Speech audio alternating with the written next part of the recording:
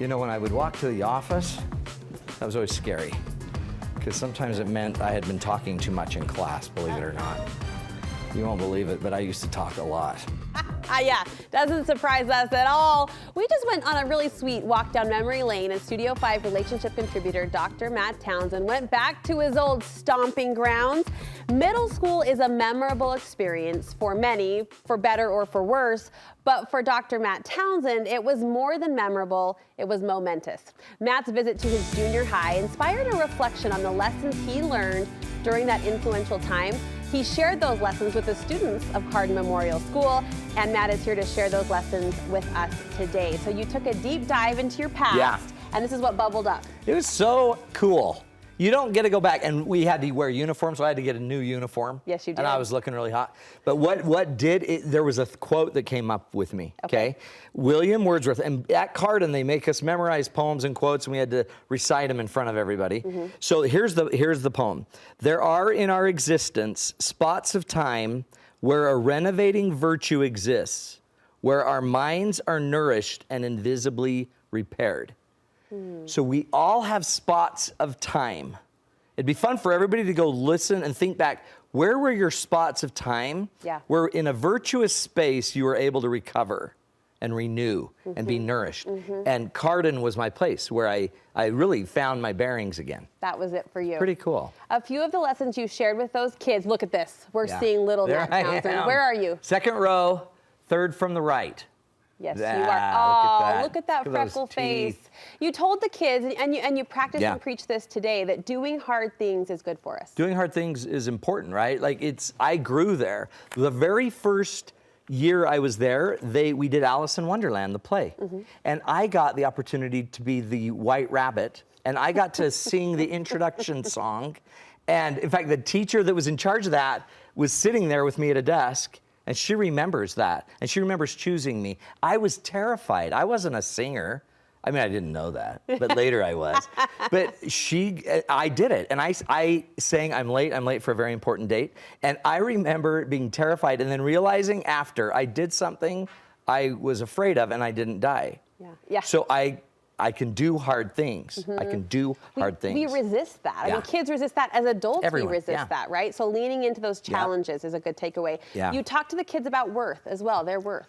And you probably couldn't hear it, but I was in the spelling bee there. And as an 8th grader, the big guy on campus, I misspelled in the second round the word lion and spelled loin. And by the way, like, that's catastrophic. Like, that is career-ending injury. And but what's so amazing about it is I realized after that, I had blown it. You couldn't do something more dumb, and I did it. But I realized it didn't change my worth. I had more people come validate me, more people support me. The principal did say, we appreciate Mr. Townsend, who taught us that we need to think before we speak. She did say that, and I'll never forget that. But our worth is not tied to our accomplishments. Whether I got that right or wrong, by the way, right when everyone was leaving, all the students were leaving, an 8th grader came up to me, a boy, and said, I did the exact same thing this year. And I'm like, hey, it's fine, because look what you can become.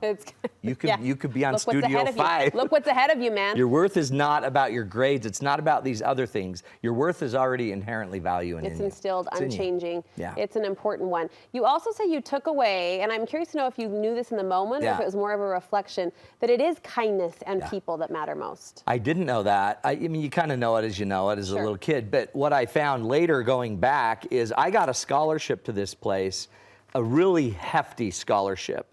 And it was really the leaders of Cardin, the Mr. and Mrs. Jeffs, that were investing in a little boy, like a 5th grade boy. And I knew that I was vacuuming the floors and everything, but what I realized is it was Mrs. Brewerton, one of my teachers, my math teacher. It was Mrs. Corden, who helped me get through the loin challenge when I spelled lion loin. It was people that got me through it. And it was and these were people that became my support as my parents had separated and divorced. So I had other people that were there. And in the end, that was the beginning where I realized that just because parents can't make it or something happens, we have other people to support us. I once had someone point out to me that whenever you look back on a memory, for good or for bad, right, for hard or for not, you can always think of a face, like someone, that's neat, right? yeah. Because there's Yeah. some embarrassing moments in all Oh, of our yeah. childhood, but there's always a face or a person there Yeah. that's part of that, and that says something. Isn't that's the helping person? Yeah. Mr. Rogers always talks about. There's a face and a person, and there's also a really cool thing to think about is there's a spirit. There's a feeling. There's a feeling when you know you're loved. There's a feeling when you know you're accepted and you're good enough. And I think most of us just crave that feeling. Yes. And if we can create that at home, that's awesome. But we also ought to make sure as parents and families that we're creating that for the neighbor kid. We're creating that for our children's friends. I love that. that. We're bringing the spirit there too. I love that. There was a powerful moment in front of those kids where I know you were like scanning the room Yeah. and trying to make as many eye contacts as you can to tell these kids that you are here for a reason. Yeah. Everybody is here for a reason. Yeah. We exist, right? We're already existing, and our job in life is just to figure out the reason. And at their age, they won't know what their reason is. I never knew I'd be doing any of this at that age. I didn't know that. Sure. But I did know I was good with people. And I did know that I was spiritual. And I did know that I liked learning. I thought learning had to happen in school. I didn't know that you could learn outside of school. So there was a lot I did know back then, and what I wanted them to realize is that you may not know where exactly you're going, but follow the good feelings, follow your strengths, and then start to uncover it. And what I uncovered of the most important thing for me of why I exist is my family. And the weird thing about it is at that age, I never could have imagined the family thing, right? Sure. But my family is why I exist. And everything I learned back then is key to what I've learned now. And so my very last lesson is the parent's lesson that I want every parent to know. You need to trust your gut, right? Like my mom went out on a limb to get me to Cardin. Like that was a big ask for everybody. And but dare to change. So when you're getting a prompting that your child needs something different, I need you to dare to go there. If they need a different school environment, I need you to dare to go there. If they want to play drums, but everyone plays strings in your family, I need you to go there. Dare to go where your kids need to go and be their support for them and follow those promptings, because there's a lot of kids out there that don't have parents that don't even dare follow the prompting or get out of a little bit of a line. Yeah. But kids need a lot more opportunity than we're giving them. And so parents, follow your gut. My mom went out on the limb, and we all followed her out there, and it worked. And it was a beautiful gift, I think, to all of us. What a beautiful challenge to all parents. Dare to all go. All of us, yeah. Dare to go. Matt, That's right. Thank you. Thank this was you, really Brooke. cool You're to awesome. learn along. Thanks for the Glad opportunity. you did it. Yeah, I'm so glad. Very cool. Yeah. Hey, before we say goodbye, you just announced a Real Communications class. And it's already filling up. It's June 4th. These go fast. In fact, by the way, all of our fall events are filling up too. Woo. So you got to get on these fast.